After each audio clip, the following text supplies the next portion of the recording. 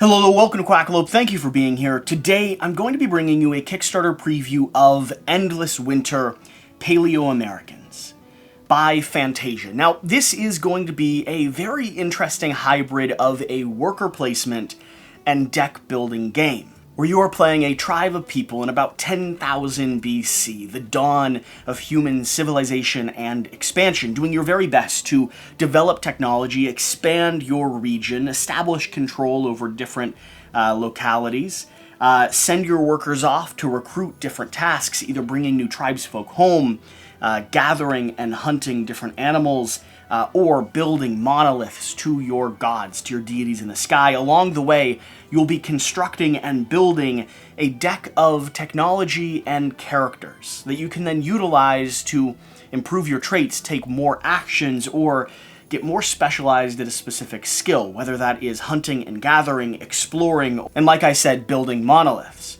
Now, we do have a gameplay video coming out in conjunction with this preview video, so as you're watching, I'm going to do my best to give you an overview of exactly what Endless Winter is doing, what the different levers that you're able to pull are, how it merges that worker placement and deck building mechanic in a really satisfying way. But if you want to see the full experience of the game, be sure to hit that subscribe button down below and watch the gameplay that we're putting out. It's Sean, me, and Max, and we, let's just say, had a fantastic time digging into this. And please keep in mind, this is a Kickstarter preview, which also means that the components that I have in front of me are all Kickstarter prototype components, from the meeples we're using to the 3D printed little huts that we're able to place on our expansion board over here.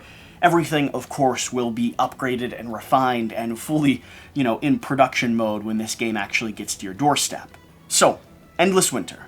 Endless Winter is going to be a 1 to 4 player game that takes around 50 to 90 minutes to play, depending on your player count.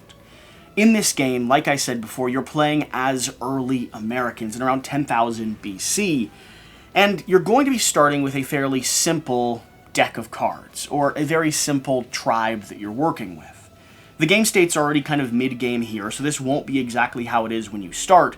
When you start, you'll actually have none of these monoliths explored. You won't have any tents except for this central region here, which is the main village that you're expanding from, and you'll each have one individual or unique character card with their own chief bonus. This is going to be your main tribal leader, and then you'll also have a slightly asymmetric starting hand, whether that is a unique deck of cards, some different creatures that you've already gathered and hunted, and some different resources that are going to be here on your board. Throughout the course of the game, you'll be drawing up from your deck of cards, the deck that you've been constructing. You'll be playing down cards for either their immediate technology ability down on the bottom, or taking your worker and placing it in one of these 4 different available worker placement zones and taking the actions associated with that region.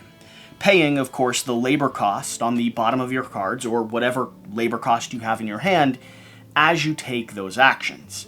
Now, there's a lot of stuff going on the board here, so let me quickly break down everything we're looking at, how it interacts in the game, so I can walk you through what a turn might be like. So let's start up top here with this main player board and our marketplace down below. This main player board is going to have a variety of things going on. First off, we're going to have our turn order marker, which is determined by the Eclipse phase. Now, there's going to be 4 rounds in this game, each one punctuated by an Eclipse phase. In Eclipse phase, you're going to have some mid-game scoring and some mid-game benefits and resources coming into fruition. Along with that, you will determine who has dedicated the most labor to being the first player on the top of the next round. You're also going to have 4 worker placement zones. You're going to have a location where you train and recruit. You're going to have a location where you craft. You're going to have a location where you explore. And then finally, another worker placement location where you hunt and gather. In these locations, they're going to be broken down into 3 core areas.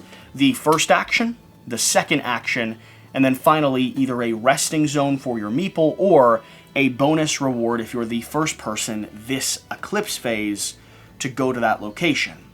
Up top here, you're going to see our Eclipse phase tracker. Around the board, you're going to see our victory points. That is how you win the game. There is a lot of point salady nature to this. You're able to gain points throughout the course of play, but a lot of your points are going to come through set collection and the cards that you've built your deck with, and some of your endgame scoring. For instance, some of your scoring over here on the map, and specifically over here with the monoliths. You're also going to have some relics or some stone tablets up top there. These will be endgame scoring that provide a bonus depending on your specific playstyle.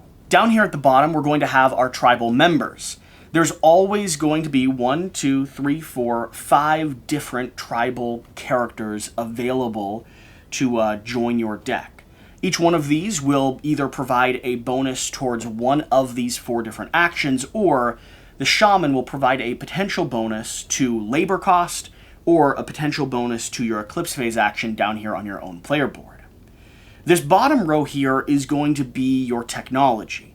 And this row is going to be interesting because this will shift and cycle throughout the course of the game. As time goes on, as Eclipse phases pass, you're going to have new technology that you can seek out and gain. And because it is scaled on level 1 and level 2, that technology will get better and more advanced as you progress in the game. So keeping an eye on this marketplace, deciding what unique cards you want to add into your deck that'll supplement the workers and other units that you've acquired is an integral part of this system. Over here to the side, we have a track over here which is going to deal with endgame scoring specifically. You'll be moving up these steps first to convert tools and food, your main resources, into straight victory points if you get high enough on that track. And then second, to convert how many different tribe members you have buried, mourning the dead as days and ages passed, and whoever's the highest up on that will score victory points in accordance with that as well. Over here, we have the different creatures that exist in this Arctic tundra, or some of the more fresh, grassy areas as we're slowly breaking free from the cold. This is going to include things like woolly mammoths or giant sloths, and you'll be able to go here to collect these creatures. Now, the creatures are going to have 2 primary functions. First off, there is a set collection mechanic, where if you get enough of the green or red creatures, you'll be able to turn those in for victory points at the end, kind of like building a farm. However, they also have a resource cost if you decide that you need at some point to harvest them. So a woolly mammoth, for instance, will fill your food track up as high as it can potentially go. So there's a give-take. You're trading victory points or potential endgame victory points for immediate resources that you can use to hopefully gain some more resources. We have our monolith system over here, and I left this constructed, or at least partially constructed, to talk about how this system is going to work.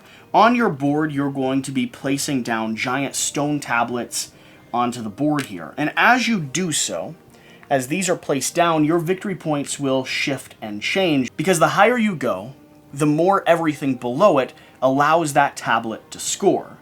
So the most straightforward element of this board is going to be the resources that you get when you place one tablet down on any of these little icons. You'll immediately gain that benefit, whether it is drawing cards, gathering a creature, pulling something from the deck into your discard pile. There's a lot of different options over here. Basically, every action in the game is represented on this track.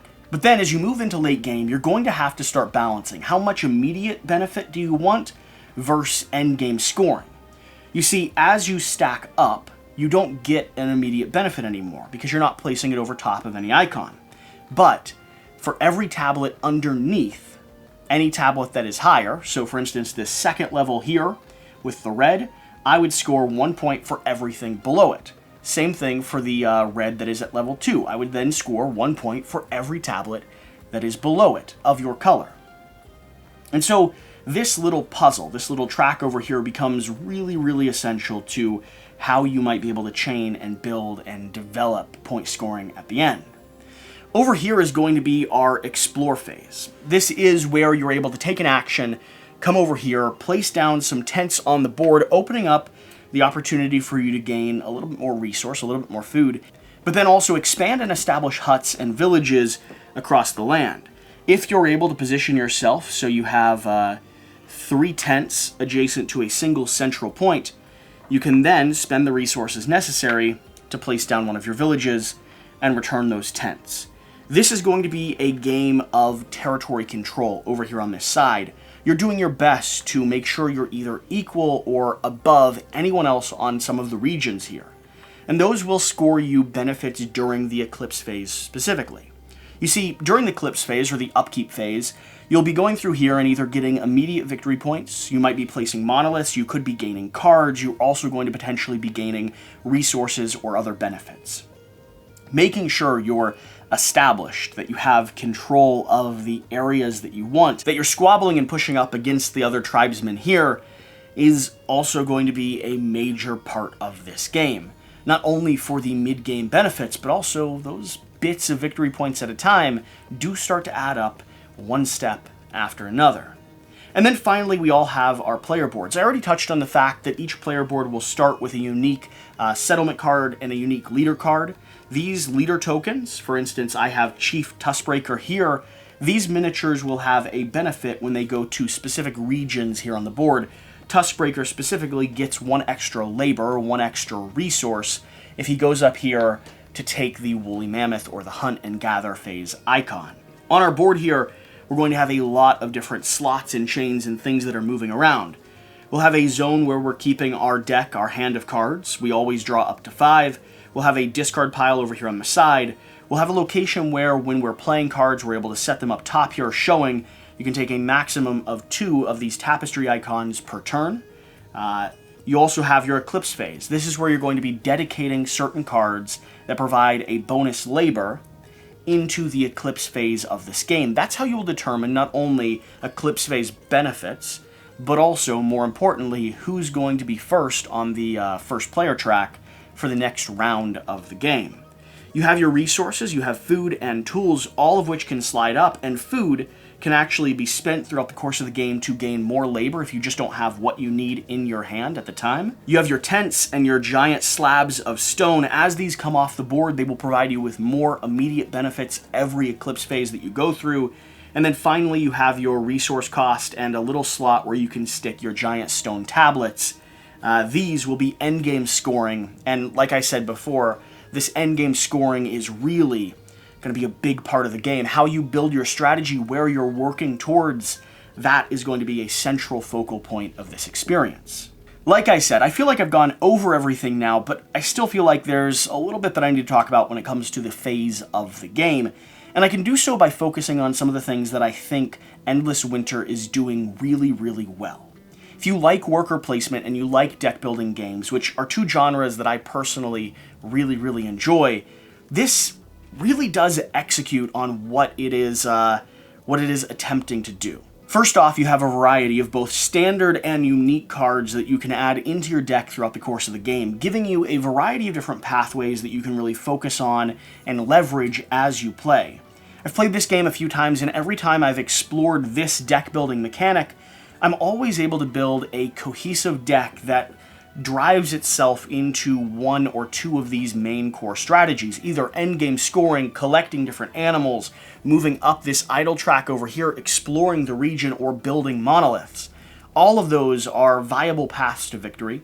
Normally you'll focus on 1 or 2 of those elements as the core system that you're playing under, and the deck building experience provides an interesting puzzle to solve. Because it's not all unique cards, but a few of these added into your deck that you draw at the right moment, that you're able to utilize at the right time, really can change the flow of a turn or a round. Another thing that I think this does really well, moving away from the deck building and moving into the worker placement, is going to be the fact that you have fairly centralized locations. You have 4 core activation spaces that you can go to, but each of these can be utilized an infinite amount of times as you move through the progression of the activation. Let me explain how that works.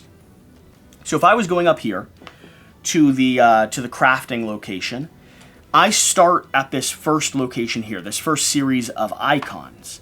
So what this is telling me is that I can spend 3 labor from my hand or from my board here in order to take 1 of these tapestry cards down here, 1 of these special unique cards. But there's a little infinite symbol there as well. So if I had 6 or 9 or something that gave me a benefit in that location to reduce the cost overall, I could actually take that activation multiple times in a single turn or with a single worker. Now, that may be expending all of the resources I have in my hand because I only ever have those 5 cards and I have 3 workers that I have to share those resources between. So, do I want to invest heavily in buying some cards down here, which pop into my hand that I could use on the very next turn or the very next worker placement? Or do I only want to get 1 card and maybe move down this again? Now down here, I'll pay the food and the tool resource cost to take one of these stone tablets to add it to my decree. Now, again, I could take this an infinite amount of time. So if the first 2 in this first round were things that I really genuinely wanted, and I had the resources that I needed, I could move to that location with a worker and take both of them and attach them to my board here. And then finally, there's going to be a benefit for being the first person to go there, but unlike a lot of other worker placement games, all of these slots don't disappear. If I've already been there, or if anyone else has already been there, any number of workers can go to a single location. The only thing you end up missing out on is that one-time immediate bonus. That not only helps spread the decision-making, because that one-time bonus can be very powerful, but it also gives me the opportunity to always play with everything that's on the board. So when you're combining a little bit of luck or randomness when it comes to what cards you're drawing up in the deck that you've built, you mediate that luck or randomness by always giving me every option available when it comes to the worker placement, when it comes to where I'm able to go and how I'm able to make the most of the hand that I just drew. That combination is balanced very well, and there was never moments where I felt like I was being blocked out of or unable to do something that I really wanted. Instead, I found that I was just always solving a puzzle, always trying to do the math and figure out exactly what I need to do in order to accomplish my goal or in order to prepare myself for the next eclipse. Along with that, the various different elements and parts of this game function very, very well. A simple point scoring system, an endgame point salad style that builds towards a direction, monuments stacking up, a kind of spatial little puzzle that you're playing, the deck building, the exploration and territory control.